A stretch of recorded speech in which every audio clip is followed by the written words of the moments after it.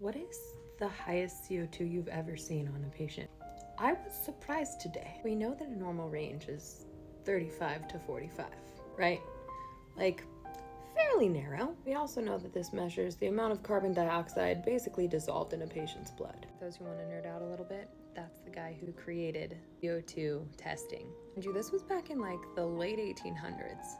We had this kind of technology in testing early in the 1900s, even though polio in the 50s is really what got PCO2 a thing. If you're interested in the history of it though, this article is pretty cool.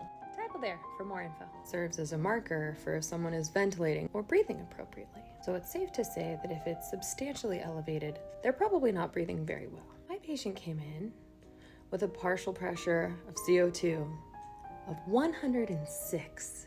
And I know that's not the highest that's ever occurred because I looked up what the highest that ever occurred was. Just curious what yours has been. Your highest record. We all have the highest records of different labs, but I'm curious what you actually see in real life, not the case studies. Because this patient was not okay. Definitely some BiPAP involved. Concerned at all that the patient will not be fine. They're already making improvements just over the last couple of hours. But if my CO2 was like 106,